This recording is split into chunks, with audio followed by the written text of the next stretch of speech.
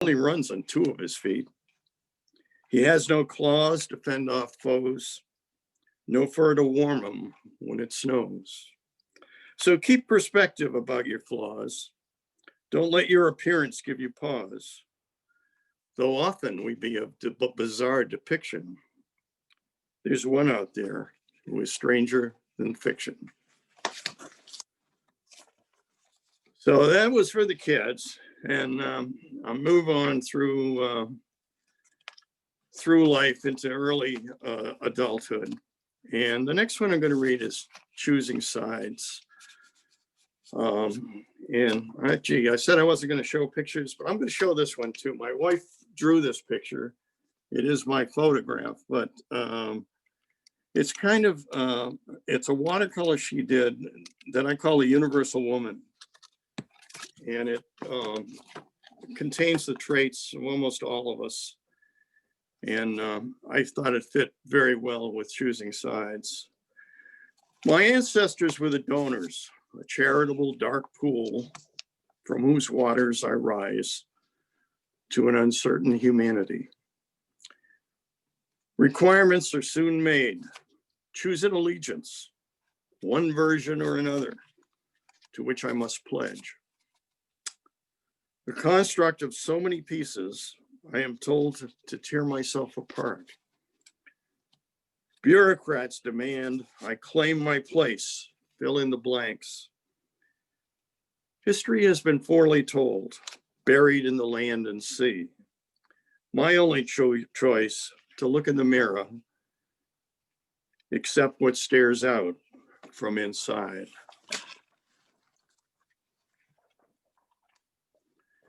The next one I'm going to read is, I served in Vietnam in 1968. I got there in the middle of the Tet Offensive. And I was in the Navy and from 65 to 69. While I was in Vietnam, I got an envelope from a girl that I'd been sort of dating at the time. And this poem is an effort to show the meaning that sometimes a simple mailing can have. It's called String of Hearts. They came during the monsoon season, 10 little red hearts tied together, unfurling from the envelope like a smile. I hung them from my locker where we touched them for luck and watched their flimsy paper fabric outlast our war. I clung to them for years, tucked among my wallet's faded photos. The words had worn away quickly, lost in the friction of life. But the hearts broke apart slowly, a remnant from a time where hearts bled so easily that no one dared hold them close.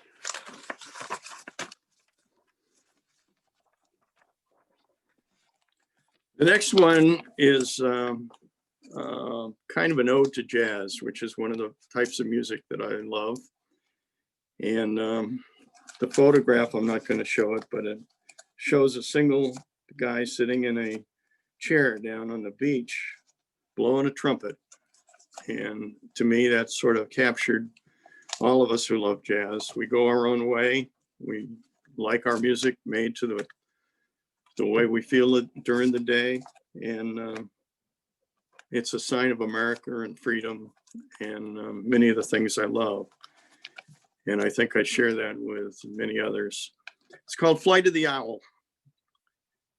Owl was somewhere above, waiting, uncertain if I would ever fly. An uneasy silence hung between us as I drew rings with my empty glass. His unblinking orange eyes pierced the late evening smoke, searching for a fellow traveler to share the journey. It was the clarinet that changed things, starting misleadingly, then torching the stage. I rose from the embers and finally joined him. We soared over red-eyed roads and night lights, above a city afraid of the dark. We rode the notes deep into space, then floated in a bottomless pool. It was a trip without direction, narrated by a velvet sandpaper voice. Pain and hope and moonshine eclipsed the light of the moon. And in the shadows, where only the music reigned, I became one with the owl, and table stains became the rings of Saturn.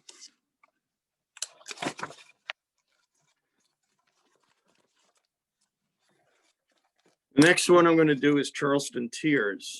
This was written shortly after the sad events in Charleston of a 3 years ago. I lived in Charleston for a couple of years during my last time period of the Navy. Had many friends down there and loved that city. And so this was a poem to them. Scents of jasmine and magnolia remind the visitor this is a city of the old South, proud of its beauty. Words are spoken slowly, rolling off the tongue like sweet cocktails buried in ice and umbrellas. Known as the city of churches, dominated by its steeples, the skyline has changed, and there are holes in the pews. Violence, so often hidden beneath the formal gowns, has exploded in the very place where we seek inner peace. Victims in a state of grace ask for forgiveness and hope, but the anger still rises like the heat off the battery.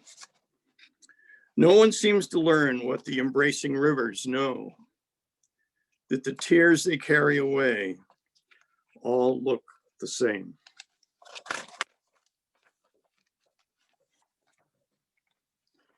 The next one is a poem I wrote. I grew up in Stoneham, Massachusetts, and lived there most of my life until I went off into the Dartmouth and the Navy. And we reached a point around 2000 where we had to close up my childhood home and move my folks into assisted living. And this is called Closing Up the House. The walls were wrinkled, filled with laugh lines and stains of tears.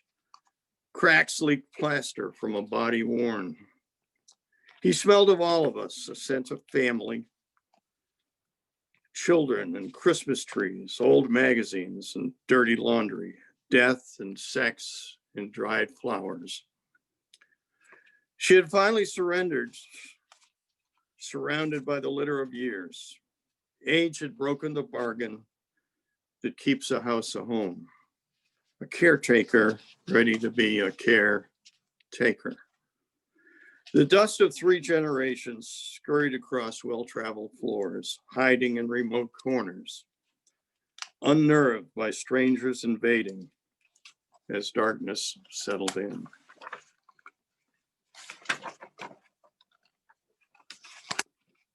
Wandering in cemeteries. This is a reflection on life and maybe getting our priorities in order as we move along in life. Monuments to those who spend their lives worrying, living in comas, hidden now beneath the covers. Monuments to those who raged inanely, angry at the weather or the news, passions wasted on passing storms. Monuments to those burning their lives away in the furnace of some days, ashes carefully saved in time's vault. Monuments to those seeking immortality, striving for greatness, interrupted in their quest. Their only mantles, the first snow. A city of souls filled with regrets, unfinished stories written to stone, read by those wandering in cemeteries. I think my time is about up. I'm going to read one more short haiku, or a couple of short haikus here to finish it off, if that's all right. Ashes to ashes ignores the part worth knowing. the journey between. Keys to happy life, a good imagination, and poor memory. Thank you. I'll put on mute. I'll put myself on mute. Oh, I've already been put on mute. Okay. Okay, great. Thank you so much for that. And our next reader is Moira Linehan. Moira Linehan is the author of 3 collections of poetry. Her first 2 books, If No Moon and Incarnate Grace, were published by Southern Illinois University Press. Both were named honor books in poetry in the Massachusetts Book Awards. In June 2020, her 3rd collection, Toward, was published by Slant Books. Her 4th collection, And Company, is forthcoming from Dos Madres Press. After living on Winter Pond in Winchester, Massachusetts for nearly 40 years, she now resides in Reading, Massachusetts. Please welcome Moira Linehan. Thank you, Mary. Thank you to the officers of the New England Poetry Club, and thanks to all of you who are here in the audience today. I'm going to begin in Ireland, which the cover of my book shows you. The setting is in the southwest, the far southwest of Ireland at the Kilrillig Project, which is a residency place for writers, and it's set on the edge of cliffs. This first poem is in 5 sections, and I'll pause between each section. Entering the Kilrillig landscape, where cliffs face a bay bathed in perpetual grave gray. Even on days with sun, rain clouds are always on the way. Always waves racing in fail to contain themselves. The weight of the North Atlantic presses them. Gales of wind push them to break against the base of the cliffs. But waves can't be destroyed, so they're raised as spray and raging foam. Way out on the wavering horizon, fog fades to mist. Mist pales to water-filled rays of light. Traces of the last storm's passage, the coming grace of sun. All the while, 2 men in a lone bobbing boat wait for fish in the midst of the bay. Sheep and cows graze on the tops of the cliffs. Wind rakes the ferns. Isn't it the sweep of it? Why I keep turning to keep it all in my head, the eternally seething sea between these cliffs of grieving wet stone and the distant light-streaked line underneath the enormous domed clouds, clouds that allow brief moments of sun and then release sheets of rain. Mist and fog in the sweep west to east, erasing the far hills and islands. Look again, they're re-emerging while the sea's suspended in each wave as it breathes in, gathers and heaves itself against the cliffs, erupting like fireworks into mist. And that's if there's only a breeze.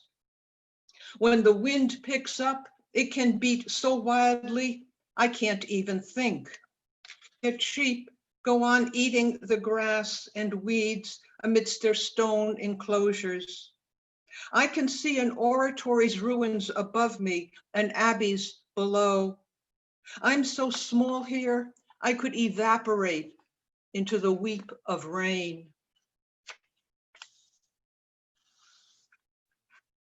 Yes, it's how wide the sky is, how high it rises, the far horizon dividing earth from air, fine line, at times shining white light, at times impossible to define as rain clouds and rain and fog lie on top.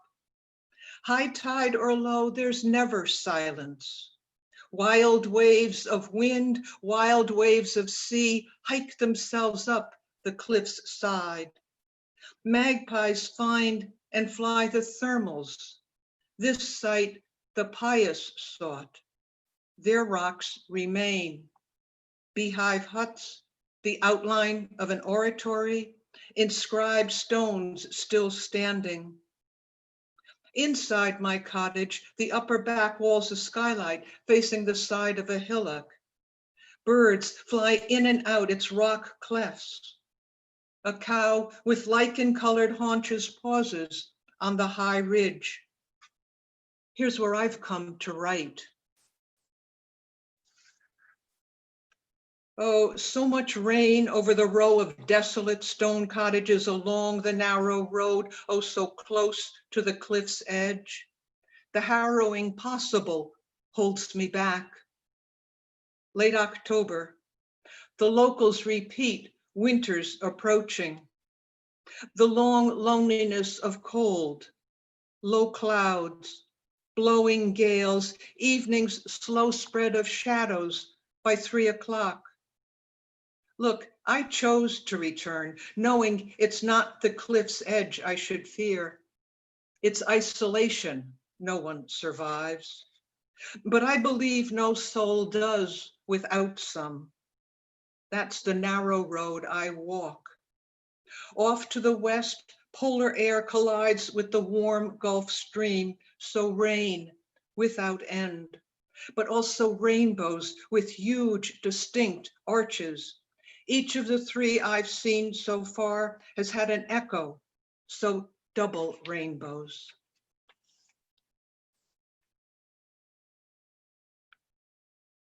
The X on the new legend outside the ruins of the Abbey documents un choix à tout. You are here at the entrance into the sacred universe of ancient monks.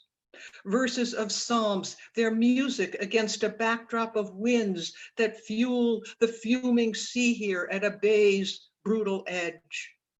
A rain-filled, seemingly useless life. Ritual of manual labor, day after day, clearing rocks and roots in pursuit of the most elemental. Pared down plain chant, conduit to the beyond, or tribute to these numinous surroundings. For here, even rain can be translucent as the few far shafts falling way out on the horizon now. This enclosure, a place they were not to leave, place of extreme beauty, where their rules set them on a perpetual journey. X, I am here at a measureless entrance in union with them.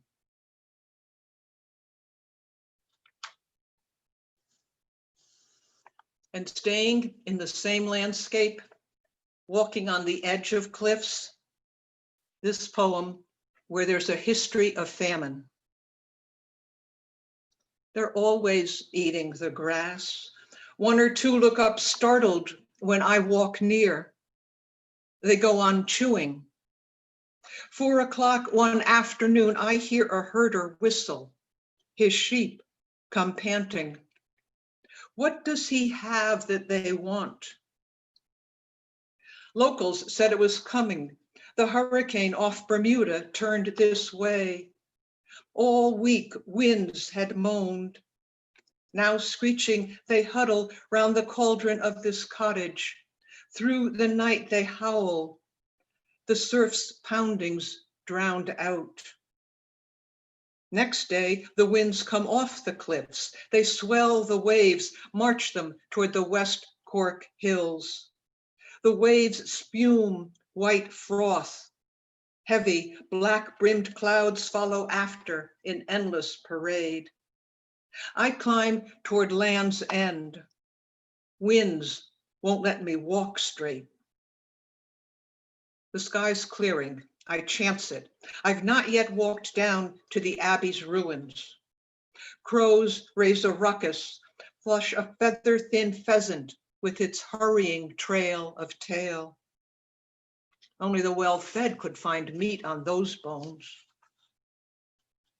A famine's reach like this land, where the heavens lower their weight on dark clouds, the bay and rain blur, the horizon a vast front for thousands of miles of sea, where those left built cairns at the backs of their mouths.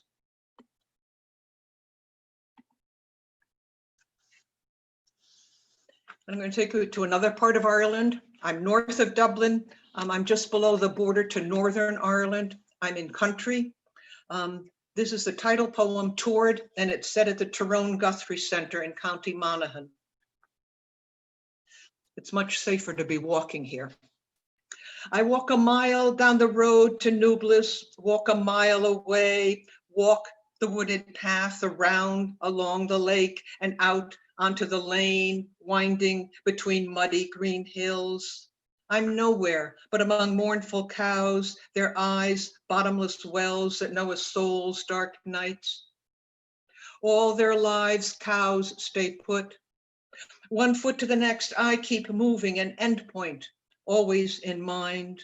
Village, next hillock, rounding the lake's loop. On I walk without being able to say why I must.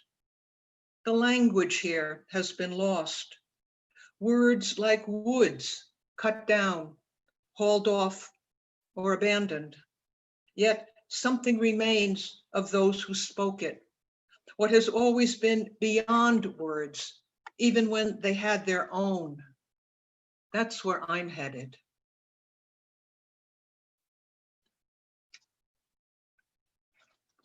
And in that same landscape in County Monaghan, let me come back in September. Let me come back in September when summer's still in the landscape and autumn's making only the briefest of forays, in at dawn, then gone till twilight. Nights, I will already need a comforter for my bed, but just a light jacket during the day when I walk the wooded path out to the lane. The path will be dry, the trees still leafed out. I long to be walking the lane in September toward the distant hills, their overlapping rises stretching along under clear skies. For 2 weeks, March weather, wind carried rain, at times horizontal, at times turned to sleet, has kept me tethered here. Those distant hills, far too far when I walk these days, always looking over my shoulder at the ever-approaching rain-fraught clouds. I long not to worry how much time I have before they arrive. In September, holly and ivy will twine through the hedges above the ditches. I won't need this rain gear or waterproof boots. Let me come back to walk in September in each day's warm hours, arms and legs in sync, with long pulls of breath opening wide my lungs, pressing me on toward those hills. What lies beyond? Likely more of them, as green and boggy, singular trees stranded atop their rolling crests. In September, the lake will still be brimming with fish. Every hawk will have its fill. Oh, let me come back. Let me say it was so.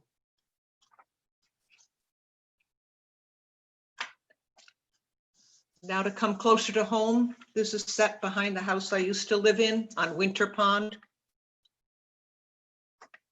So if you can't be walking, the next best thing is to be ice skating. Advent. Testing the ice. Ritual these days on the pond here before me.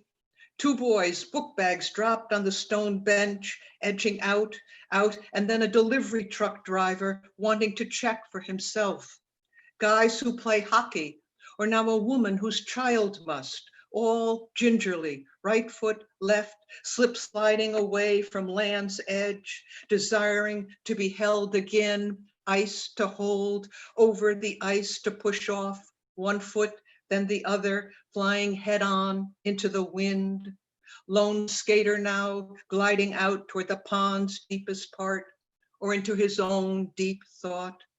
Out there, only the clothes on his back, drawn forward by grace, its sweep, right skate unto left.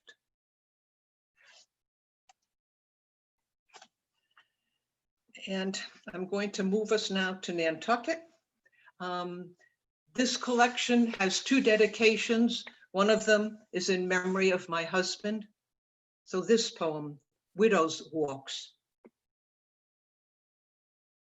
They had to have climbed, the wives of sea captains, ships' first mates, and on down the line, the wives, the betrothed of harpooners and deckhands, climbed belfries above where they worshiped, climbed to the roofs where they lived, up dark narrow stairways, steep ladder-like steps, ladders themselves, ascending, holding on to railings or rungs, rope lines or walls, heading straight up by the chimney or winding around the tower, each the need to see for herself, my need now, up Nantucket's first congregational tower.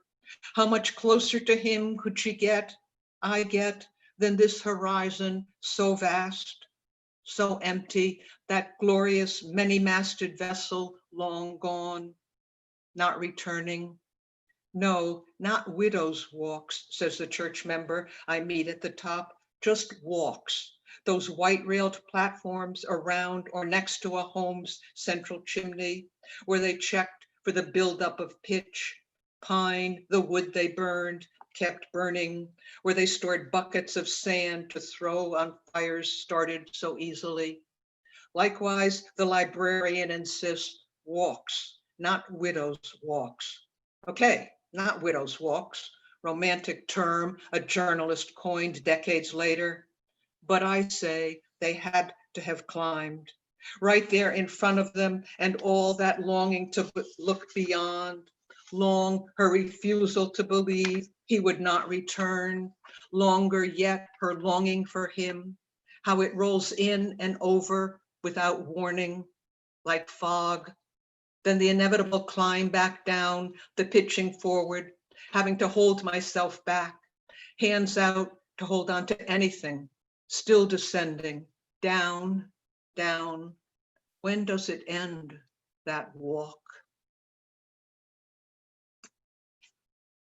And the other dedication of this book is to my stepdaughter and her husband and their 3 boys. And I'm going to close with a poem titled Praise Song to one of those boys. And thank you all for being here. Praise Song. The child is 11, the third of 3 brothers, so fearless and tough, you know, whatever they can do. Also the colorful one, the dreamer. Last week, wanting blue jays and robins to breed, he called it mixed together. I'd like that, he said, looking out toward the woods. This week, he's asking if I've seen the grave. He's nodding toward their backyard. I dug a hole out there, he says, to bury the bird I found. A robin, he answers me. I put a stone on top, and then it needed a name, so I named it Wings. Wings, what he wrote on the stone. This child, who is only 11, naming death Wings, already knowing the universe of flight and loss. This child accepting the offices given unto us to perform, the ones we find on the paths we walk. Because he walked behind their house, because he found a dead bird, the instinct to minister took over, told him what to do. Now on my path, so due to chance, so foreordained, this child who's 11, this child named Evan. Thank you all. Thank you, Moira. That was really beautiful. Thank you. So our third reader today, born and raised in the Philippines, José Edmundo Ocampo Reyes is the author of the chapbook Present Values from Backbone Press, 2018. Was the winner of the Jean Pedrick Chapbook Award from the New England Poetry Club. His poems have recently appeared or are forthcoming in Rattle, Poets Respond, Scoundrel Time, and Solstice. And they've been anthologized in the Powwow River Anthology, Volumes 1 and 2, Villanelles, the Achieve of the Mastery, Filipino Poetry and Verse from English, mid-1990s to 2016, and No Tender Fences, an anthology of immigrant and first-generation American poetry. Please welcome José Edmundo Ocampo Reyes. Thank you, Mary, Hillary, Wendy, and the New England Poetry Club for this opportunity to read and to connect with all of you, including family and friends I haven't seen in person for so long. And thank you, Glenn and Moira. It's an honor to read with both of you. I'll be reading first from my collection, Present Values, and then share some newer work. So the title of my collection refers to the term present values, which is a fundamental concept in finance, which basically means that an asset is worth value in the present if you can expect to earn something from it in the future. And so an implication of that definition is that from a financial standpoint, the past is irrelevant. So a company may have been worth billions in the past, but if there's no expectation of future earnings, then its present value is zero. So for example, Lehman Brothers, which went bankrupt in 2008. And so the poems in my collection reflect my obsession with this country's notion of value and the past it has chosen to ignore, including the colonization of the Philippines. Present values. From their towers, little gods wage wars, deploying their red currencies. Mine, yours, couched in possession, each retort enlarges a world, constricts another's. Still no sign of wreckage, save the wind, which rumors new casualties with each cold stab. Above, constellations of insomniac windows. Arbitrageur, hand poised to level his skewed balance. Speculator, eyes wholly invested in the future. O earth, O mortmain, of what use is it to place our trust in the Argentine stars when it is the dark that will endure, minting more and more of itself like the emperor's new coins. My next poem has a slight nod to Shakespeare's Julius Caesar toward the end. Defaulting. A hedge fund lifts the proverbial gun to a de facto thief's head, bent on retrieving tomorrow's gains. Past audits flaunted in the Fed's face. Markets, their lungs tinged with the flu, ignoring red flags. Angels lunch with vultures at the first floor deli. We're all adults here. The restructuring plan has been dinged, a mock epic fail. Regrets past due. I had as lief not be as live to be in debt to such a thing as I myself. Yields fall all day while losses mount past the final ring.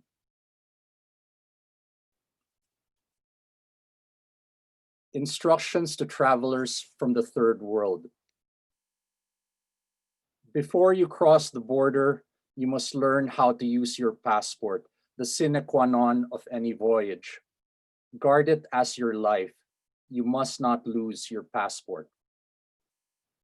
Your photo may adorn it, but it really is the property of your crumbling republic as you are. It is a crime to alter or reproduce your passport.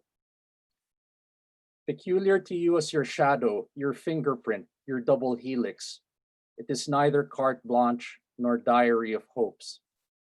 Don't abuse your passport. You dream of glimpsing snow, cathedrals, fist-sized diamonds plundered from your land.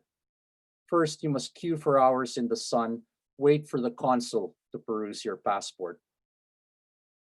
When he slams down his crimson stamp like a gavel, and you walk home dusting off your shame, how easy it will be to accuse your passport.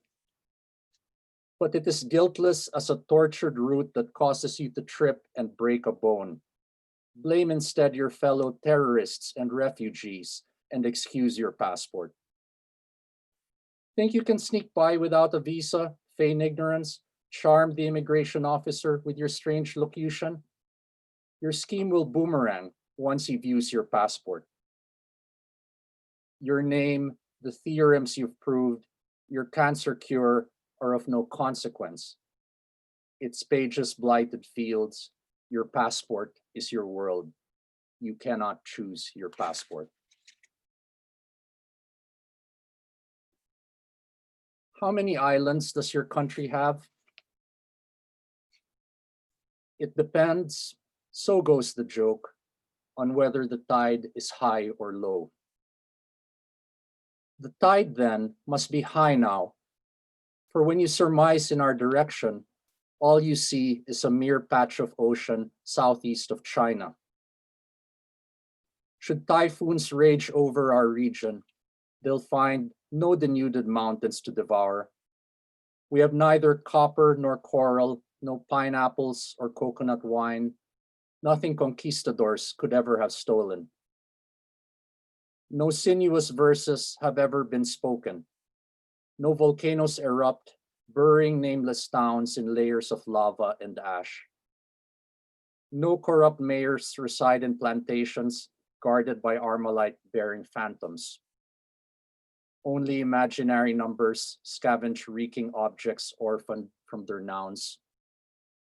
The tide never turns, even as every ghost drowns.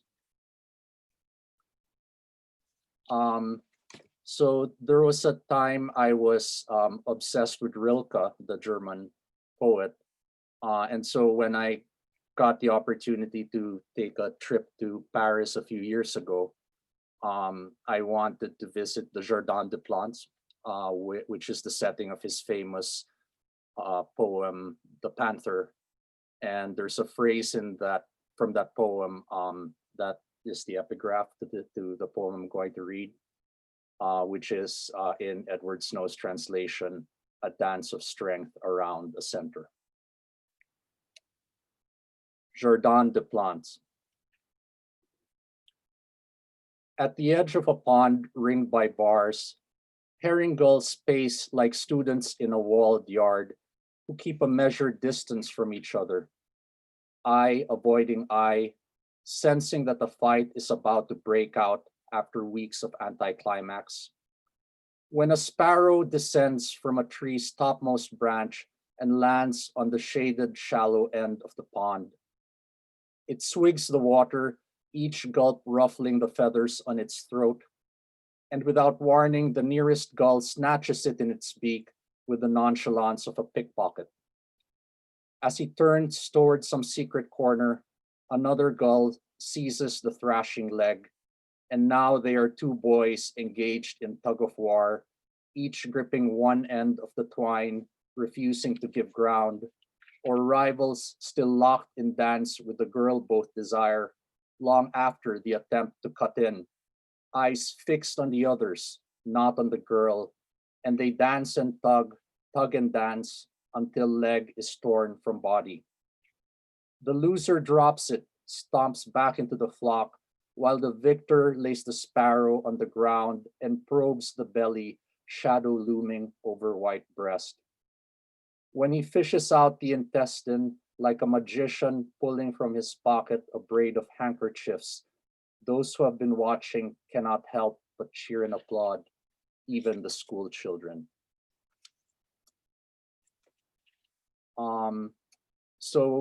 For my next poem, it might be helpful for you to know that one of the lasting legacies of the American occupation of the Philippines is that we have the fourth largest English-speaking population in the world, behind only the United States, India, and the United Kingdom. Boondocks. To show our appreciation for your gift of language, we'd like to offer you one word of our own, bundok, which means mountain. It may not slide as smoothly off your tongue as the French montagne, but we hope nonetheless your lexicon can accommodate this term, which has been blessed by the goddess who scatters ginger along Makiling's slopes. Keep it as a souvenir of the times we fought side by side when the Japanese hunted us down in the Cordilleras, and let your poets repeat it when they recount those still unnamed battles in their slim volumes. Remember to say the word out loud for luck before you leave our shores, your frigates full of timber, siblings, gold. I'm now going to read newer work. So in 2008, during a hearing to look into the causes of the financial crisis, they uncovered this thread of text messages between employees of the credit rating agency Standard & Poor's.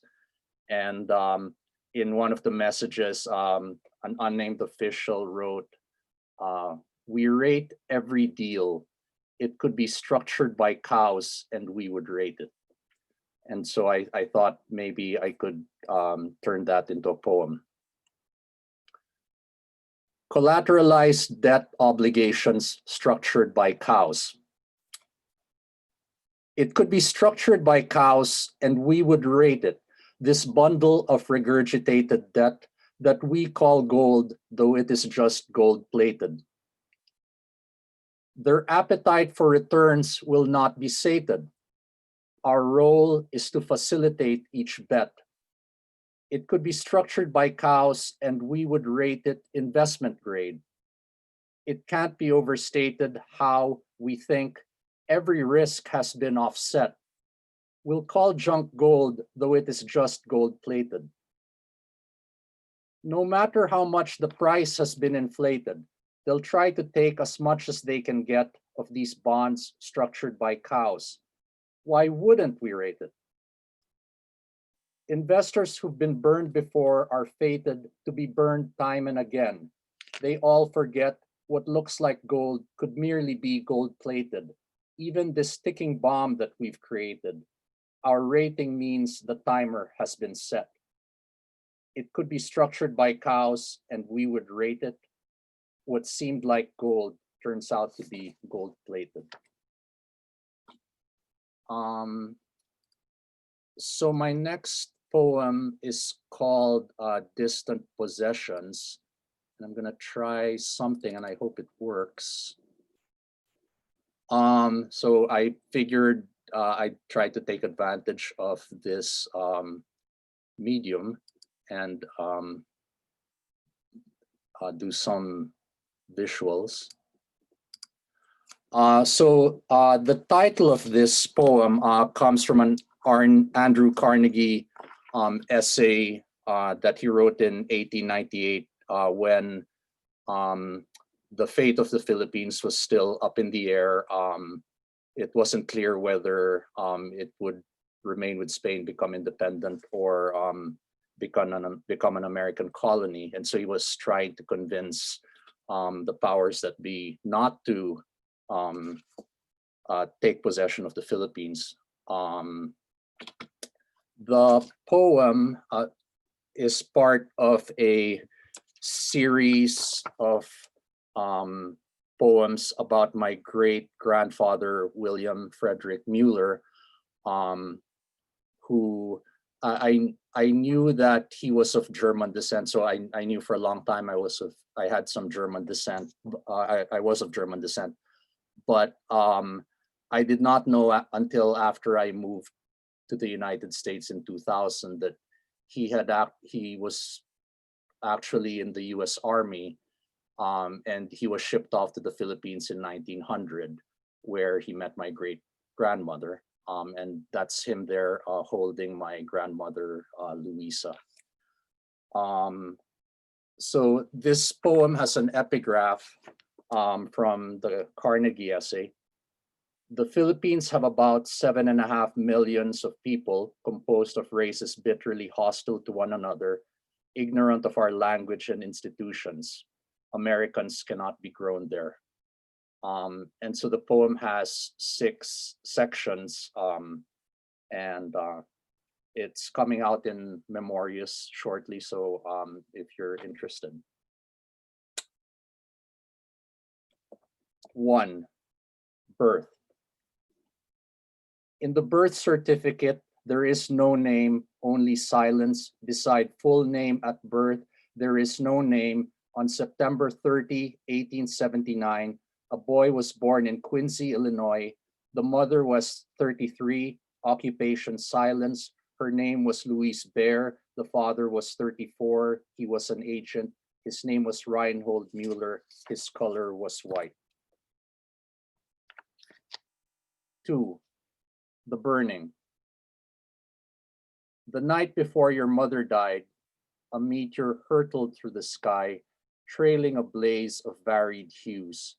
It was witnessed all over the city. A meteor hurtled through the sky. She did not see it though. It was witnessed all over the city. She burned with fever till she no longer did. She did not see it though, the Mississippi, inches above the low water mark. She burned with fever till she no longer did. The Singleton Park races were red hot sport.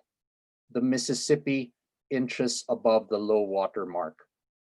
The sun roasted people caught on the levee. The Singleton Park races were red hot sport. The people were waiting for rain. The sun roasted people caught on the levee. The flowering mills ran night and day. The people were waiting for rain. She was an estimable lady, they all said. The flowering mills ran night and day. Girls in pink bloomed throughout the city. She was an estimable lady, they all said. What do you remember from that night? Girls in pink bloomed throughout the city, trailing a blaze of varied hues. What do you remember from that night, the night before your mother died?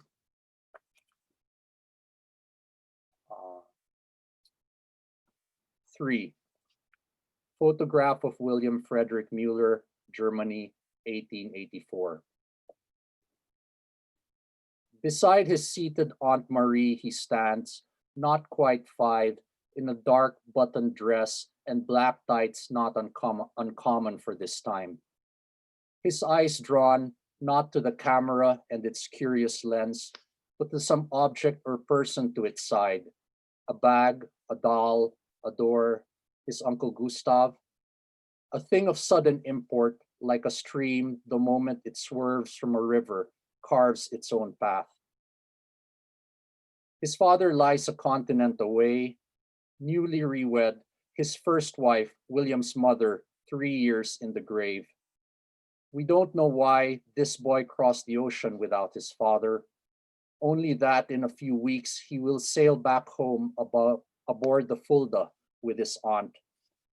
Now his hands seek shelter in her hands, afloat the swirling flounces of her dress.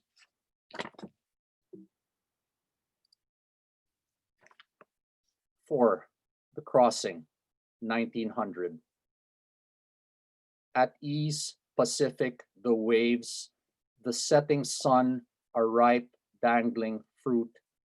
Come, let us catch it with our transport, pacify our hunger.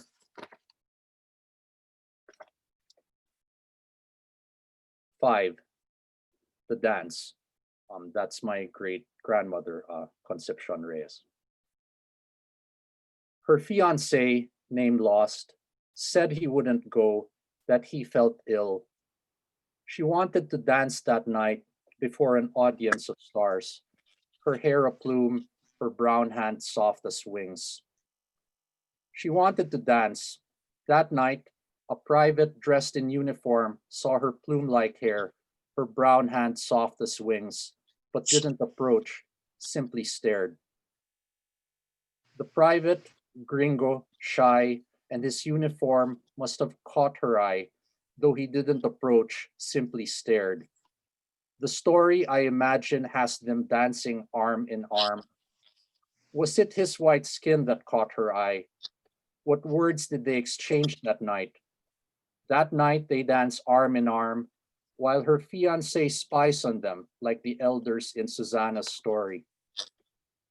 The words are lost that were exchanged that night before an audience of stars. He spies on their dance in each version of the story, waves rippling through time, beginning with one lie. 6.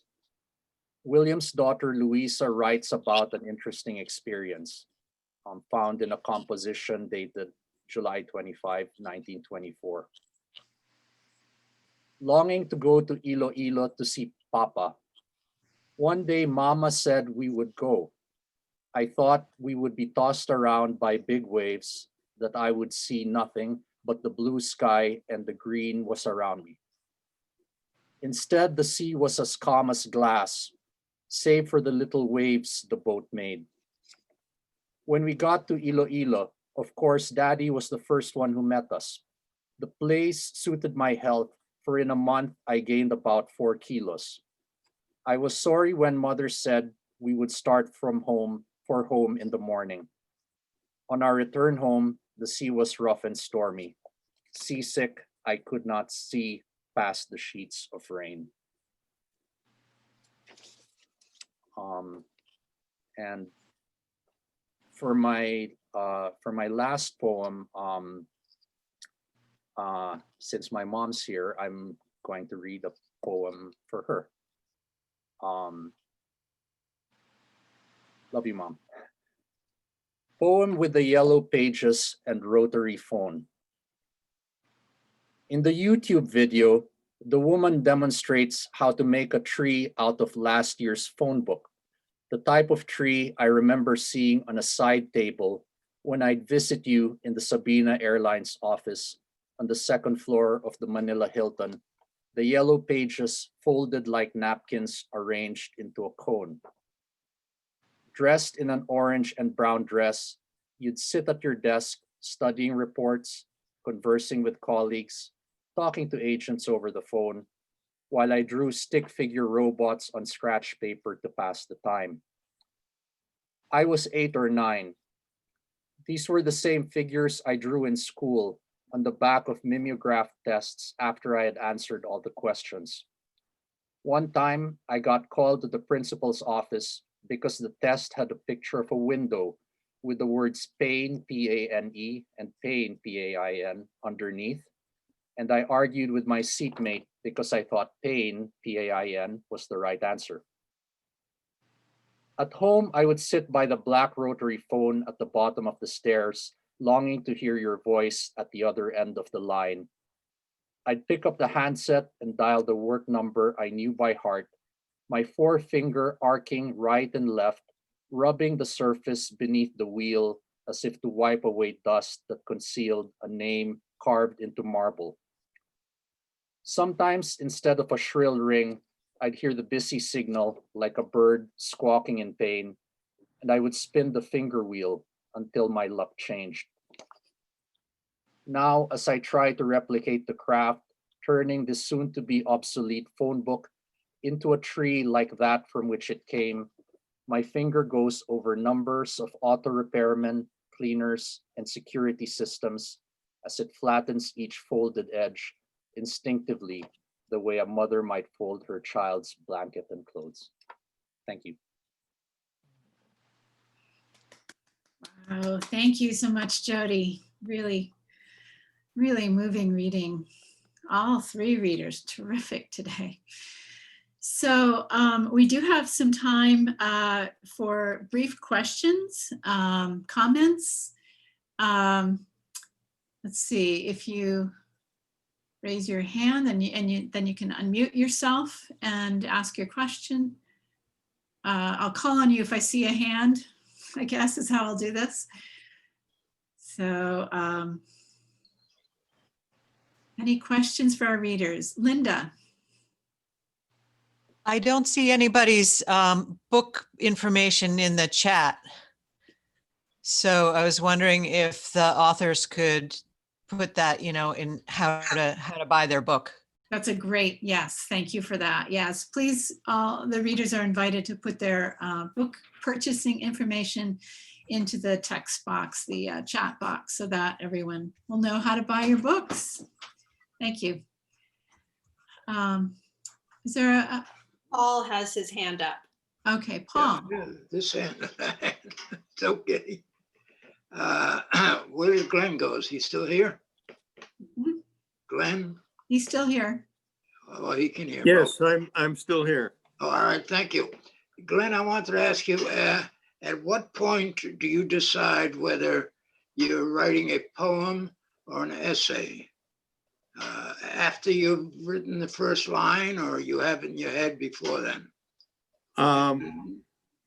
Pretty much, I will start writing poems when I intend to write poems, and the essays are mostly humorous, and you have to be in a sort of a different frame of mind, I think, when I write my essays.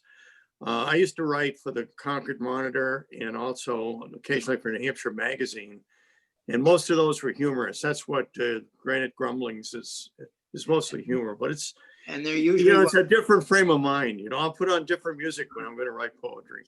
and your essays are usually what, about 1 page or more? Maybe 1 to 3 pages. 1 to 3, okay. All right, I did enjoy your reading, really. I thought they were specific, they were telling, descriptive. I enjoyed them immensely, thank you. Thank you very much. I appreciate that. Thank you. Other questions or comments? Comment. Ellen? Yes. Mr. Reyes, I had a step family and their names were Mueller, and they were William Mueller, Fritz William Mueller, and they lived in Idaho.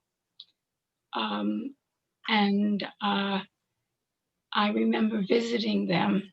I was a New Yorker kid. I was 6 years old and scared to death because people had rifles and they wanted me to learn with it. But everybody had that name. And so I wonder if there's any relationship that they are in Coeur d'Alene, Idaho. I just was so taken both by your poetry and the Mueller connection. Thank you for sharing that, Ellen. I'm, as far as I'm aware, so I guess Mueller, Miller, and all the other variations are kind of like Smith in the United States. I have family members who are in Vegas, the Vegas area, and in California. On that side of the family, I also have relatives in the Indiana, in Turnout, Indiana. But so we have not come across an Idaho connection, but I will keep that in mind. 714 3rd Street is what I remember. Thank you very much. Yeah. And Maria Luisa? Yes, hello, good afternoon or good evening. Thank you so much. I want to celebrate each reader. First with Glenn, the String of Hearts was an amazing poem. The Flight of the Owl as well too, the sense of place in all the poems. The common denominator with all the three poets has been such evocative senses of place, you know, and then this and different, and sort of like a mosaic piece. And in Glenn, it's just evocative imagery, and the poem about your home, death and sex and wildflowers. It just, you know, again, incorporare, that the house became alive, you know, in your poem. Thank you so much. Thank you very much. You know, and the dust of three generations, oh, just wonderful. And Moira, oh my goodness, I thoroughly enjoyed the 5-part poem, you know, with the alliterations with the S, but also in each of the parts, you want the resonating assonants, A in the first section, the vowel A, the vowel E, vowel I, O, and U in each of the 5 parts. And that was this what was tilting the mosaic of those images for me as well too, and along that essence as well. And again, in the landscape, and also too in your poems, the landscape of clouds, you know, for me was so, oh my gosh, so evocative, you know. And so I black brimmed clouds, you know, rain fraught clouds as well too. Beautifully written, you know. Thank you. Thank you very much. Yeah, and the reclaiming of widows' walls. My mom has been widowed 5 years, you know, and just a sense of, again, we know as poets when poems are evoke sentiment without being overly sentimental. Does that make sense? So Moira, your poems are so controlled emotionally, and you made me feel and reach towards you, you know, in terms of you being present and clear-eyed about that walk.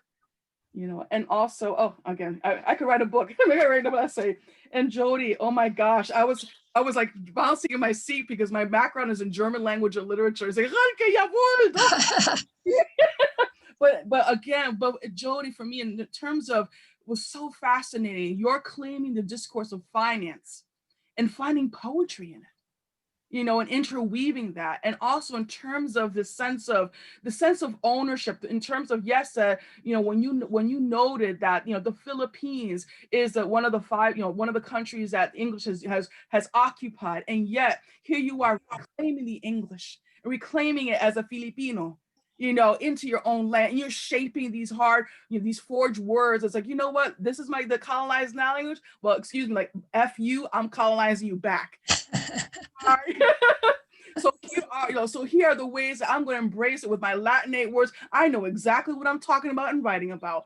Beautifully run. I'm just, again, it was such an honor to read, to listen to your works, and these gifts to myself this season for the holidays. I'm buying a book for 2 copies of each of your books. One from my library, which you can see partially behind me, and one to gift to a friend. So thank you. Thank you. Thank you so much. Thank you, Maria Luisa. So beautiful observations. Glenn? I'd like to comment on the last reader's choice of writing about business, because it's very unusual for poets to write about business. I mean, I've written 3 or 4, but he covered so much about life in the business world in his poems, and I thought they were wonderful, and also tackled ground that is not covered very much by poets. So thank you. Thank you. So I think we have time for one more question or comment. Anyone? Hello. Oh, Paul? You need to unmute yourself so we can hear you. There you go. I noticed one thing from all 3 of our guests today, that evidently nobody believes in rhyming anymore. Rhyme verse is a thing of the past, I guess. Everything is open and clear. Am I right that you don't? I wrote some rhymes in my book and read one of them. The Firefly Wisdom was a rhymer, but there are a few of those in my book, but not very many, I must admit. Catch that one. Okay, thank you. Okay, so if there are no other questions, I think we can have a round of applause for everyone, and then we'll move into the open mic.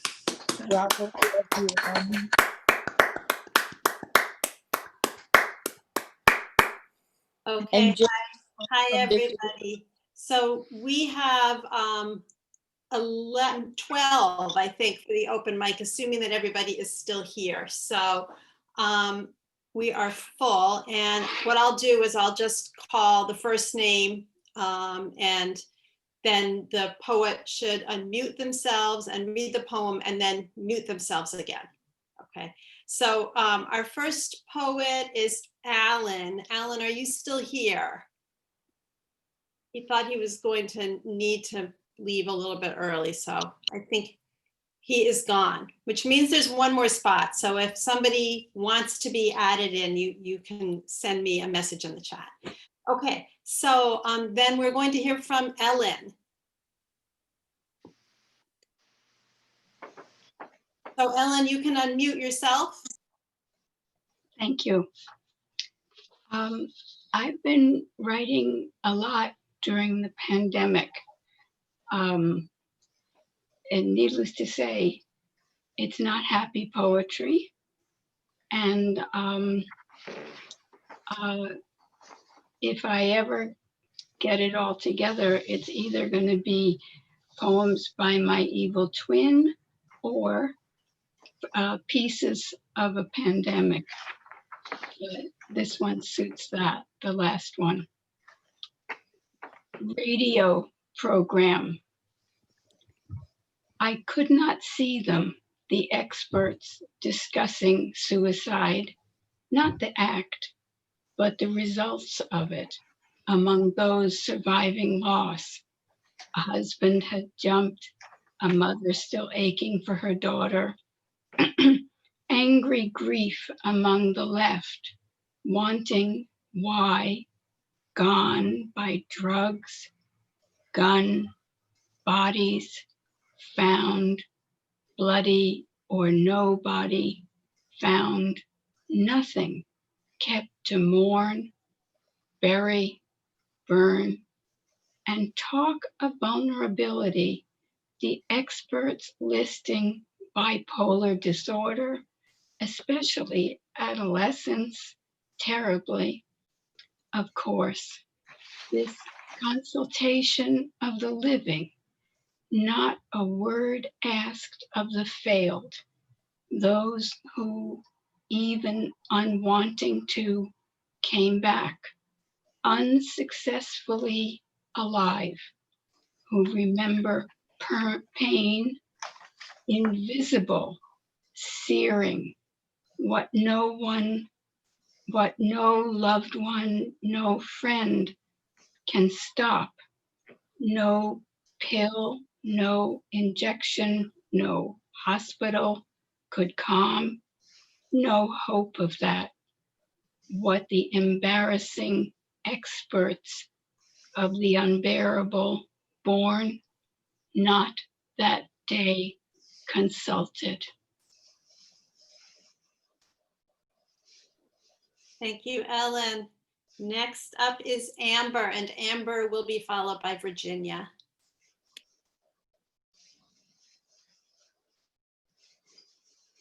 Amber, you can unmute yourself and read us your poem.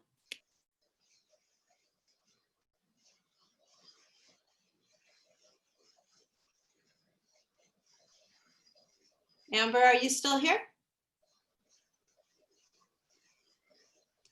I think I just saw her picture disappear. I see Amber though. Amber, can you unmute? Oh, there she goes. Yes, hi. I think my internet connection's a little bit unstable. I just got knocked out, but I'm glad to be here and hopefully the internet will cooperate for my short window. This is my first time here. I'm so delighted to find you and have this chance to read my poem that's called Mantra, aka Pink Boots. Striding purposefully through the drab woods the day before the snowstorm, I skid down the muddy slope and briskly crossed the footbridge above the icy stream. It's a perfect spot to sit and dangle legs and watch the water meander below. But the pre-storm mantra in my head, buy gas, food shop, make soup, stack wood, spread rock salt, empty compost, propels me. And anyway, what would the point be to just sit there doing nothing? So on I march, scuffing through oak leaves, eyes trained down to avoid tree roots. But then, as I crest the rise, I see them in the distance, through a clearing in the brush. The child and the grown-up, strolling through a frozen farm field, hand in hand, headed nowhere. The child wears pink boots. The grown-up's coat is long and black. They pass a blue tractor, golden hay bales, a gray barn, a field of purple cabbage. There's no hurry in their wandering. No, it's time to go. There's lots to do. I watch them walk, then stop, then walk again. The air is warm despite the season, and they linger before slowly turning back. And I realize the storm is hours off. My to-do list will keep. I'll sit for a while on the bench, in the sun, on the mossy bank, with the old mantra changed to new. Look up. Stand still. Hold hands. Dangle legs. Wear pink boots. Walk to nowhere. Thank you, Amber. Thank you. Next up is Virginia, and Virginia will be followed by Paul. Hello, everybody. This is also my first time here. I'm really happy to see people and meet you. I can't wait for other events as well. I have a book coming out in April called Questions for Water, and I will put that in the chat, but I wanted to share a poem from that with you. It's called For the Love of Rhinos. It's all about being human, the music on the radio, symphonies, poems, every book ever written, photograph taken, lumps of clay spun on wheels, even the coffees brewed and handed to you by a stranger calling your name. It's all practice, so when you walk through the zoo and see the rhinos standing, snuffling the green weeds in their enclosure, you also see the precision of their curved horns, how their ears, edged with delicate hairs, swivel toward sound and then lay almost hidden against their necks. Look at the lashes around their prehistoric eyes, the softness in their gray skin, enclosing those impossible bodies, all the layers of loneliness and earthly dust. Thank you, Virginia. Next up, Paul, and Paul will be followed by Mike. Good afternoon, all. The title of my little piece is called You Didn't Know This, Did You? Which of course you didn't, because that's why I'm here. Before I die, I would like to play the clarinet. I want to play soulful compositions. Not songs, not etudes, whatever they are, but a series of notes that cannot be played by themselves. They must have other notes to accompany, to complement, to accommodate them. I want to play not just music, but sounds that occupy the air for exactly 1/4 of a mile. Can this be done? I don't know. I have never played a musical instrument in my entire life. I most certainly cannot read a music sheet. Without a doubt, I have not the slightest idea of which tab to press on a clarinet. See there, I call it a tab because I don't have the faintest idea of what it really is. How does one play a clarinet? Do you breathe in or out? Of course you do both, but in what order? I have been told that Leonard Bernstein played the clarinet as well as the piano. which the whole world knows except me. But what other instruments did he play? Which raises the question, did so many women love him because he played instruments or because he composed beautiful music? Or perhaps neither. Maybe they loved him because he was Leonard Bernstein. Pure and simple, yes? I would like to be like Leonard Bernstein. But why be like Leonard Bernstein? Why not be like other men who were not musicians, but men of no profession at all? Men like the Duke of something, who gave up his right to be king of the British Empire in order to marry the woman he loved. It was never known or discussed after he gave up his crown, did he play any musical instrument? There's a good chance that he played the piano. People like him usually do. Why? Well, obviously, because a pianist will usually play the solo parts.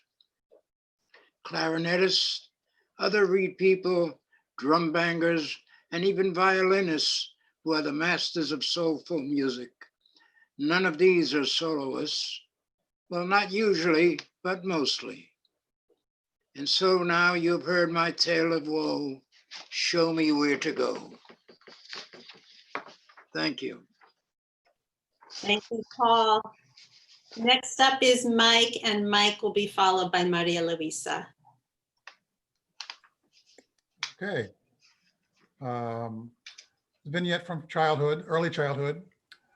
The beard brushes the stones. Our gardener, unimaginably old to a child, loved his two blondes, my sister and me. We, if we were literal, parroted that we were in the occupation army in Japan. From infancy to 4 years, I was not much of a soldier, yet our ancient gardener made us feel lordly. When hoary old, he was child short. He was bonsai lean too, but his beard, yes, his beard plays on my brain pan inner screen decades later. His whiskers wispy and long enough to stroke the paving stones in the garden he so carefully tended. On seeing the blondes, his thin lips crinkled at the edges in a warm smile. Ohio gozaimasu, he chanted every day, slowly, seeming to savor each tone in the phrase for good morning. He too seemed to find joy in greeting us. Pleasing children pleases old men. I have never ceased my joy at watching his long, long gray beard brush the walk. Thank you. Thank you, Mike. Next up is Maria Luisa, an advisory member of the New England Poetry Club Board, and she will be followed by Chris. Thank you. The Flag is Bleeding, 2019. After Faith Ringgold's quilt, The Flag is Bleeding, 1997. 21 stars pin this mother's grief to royal blue, the sclera of her eyes scarlet. She can no longer see, no longer count. Her hands press against her Sunday dress, her remaining son, her remaining daughter, still wet from the bath, still safe in their unknowing. They stand on tiptoe, one on each of her broad brown feet, to keep her from falling, from reading with her fingertips the blooming glyphs of blood, names of massacred in this country. She's still afraid to call home. Thank you, Maria Luisa. Next up is Chris, and Chris will be followed by Barbara. Thank you, Hillary. Since this is the holiday season, I could not resist reading a seasonal poem. This is a sonnet inspired by one of the greatest Christmas movies ever made. This is Holiday Fare, F-A-R-E, Holiday Fare. Another year of everyday assaults on all the virtues, aw shucks, calls to mind, has left us ravenous for vintage schmaltz. It's Jimmy Stewart and Frank Capra time. Life often isn't wonderful, we know. And angels get their wings theology is no less bogus than the movie Snow that pretties Bedford Falls. But let that be. Let homespun goodness take its lumps, then win. Let go sophistication. Swallow whole Hollywood's smorgasbord of saccharine, although tear salted, junk food for the soul. Let a wonky mule post be iconic and winking heavenward be unironic. Thank you. Thank you, Chris. And next is Barbara. Barbara will be followed by Richard. Great, thank you so much. I've been really enjoying this reading. This poem is called Hold On. Now it's my mother calling, the day after Mother's Day, asking if I'm okay. She says nobody called her yesterday. She's so sad. I can hear it in her voice. And the thing is, I called. We talked an hour about the daffodils running wild in her yard, the bald eagle nesting by the lake, how she tried to read, but set the book aside and forgot the plot. We talked on Saturday as well. I say, I did call, Mom. It's a mistake. She keeps saying, I'm sorry. She starts to cry. In a minute, her voice sounds calmer. She says, I'm glad you told me. I needed to know. I ask how things are going. Usually, she says, fine. This time she hesitates. I have good moments, lots of them. I enjoy them. I really do. I'm looking out the window at the deer eating up the azaleas. I read a story yesterday. I don't remember a thing about it, but it made me laugh. And sometimes I feel I'm losing who I am. We sit for a moment together. We try to hold on. Thank you. Thank you, Barbara. Next is Richard. Richard will be followed by Sarah. Thank you. I've enjoyed the regular readers and the other readers. It's been most interesting. This is sort of an ekphrastic poem about the lines in front of the New York Public Library. Between patience and fortitude. I stand between patience and fortitude in their leonine splendor. Behind me, massed in stone array, is where the voices of poets rest dead and venerable. Or here, on the street among the roar of lions, strident clashing with the untroubled silences of grandeur behind me. I hear caged canaries sing the melodies of Aramaic litanies, giving solace to our final journey. The young and the street smart are rapping in their heads, keeping time with drum beats. I hear the unseen kingdoms encroaching on this loud and lusty life before me, people with a purpose or habit, with their ritual looking for love, or chased by the inexplicable dreams of none. I stand waiting between patience and fortitude, waiting for a whisper of my fate or fortune, waiting for something or someone, for answers to dreams, and for keys to doors I've never seen. Thank you. Thank you, Richard. So next up is Sarah, and then we'll have our last poet, that will be Linda. Okay, my poem is My Addiction to Impressionist Snowscapes. And it concerns Claude Monet's painting A Cart on the Snowy Road at Honfleur, but you don't have to see it. So My Addiction to Impressionist Snowscapes. So hard to paint white things. One trick is to mix faint green into the clouds. Ruts of ice in the road make wheels skid. Gray holes are frozen footprints. Snow clings to branches and huddles over roofs. I sense the shortness of the day, the stillness. I wrap my scarf around my face against sharp air. I have the whole silent world to myself, and I will stay outside as long as I can, straining to find more colors in the snow. Thanks. Thank you, Sarah. And our last poet today is Linda, who is also our membership chair and treasurer. Hi. I thought it appropriate to read a poem about our time. Whoops. Winter solstice. This is a good time of year to invent a miracle. Death and dying surround us. Chilling winds have stripped away bright maple leaves. They'll soon mulch into mud below, leaving nuded sticks to scratch an uncaring sky. Each day gives less light. You tell yourself it is only your part of the world turning away from the sun. You have not comforted yourself.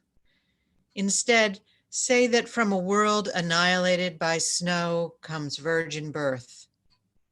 On a blank page, a creator draws a hero who brings new definition to our once familiar landscape. Or say light continues where it was expected to fail long before.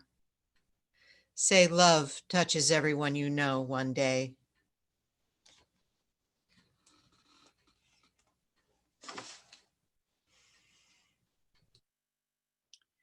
Thank you for that. Thanks so much, Linda.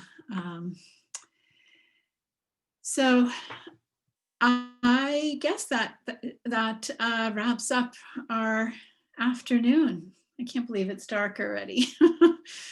So what a beautiful reading and so much to think about. I have all these different things rolling around in my mind. It's really terrific readers and open mic as well. So thank you so much for that.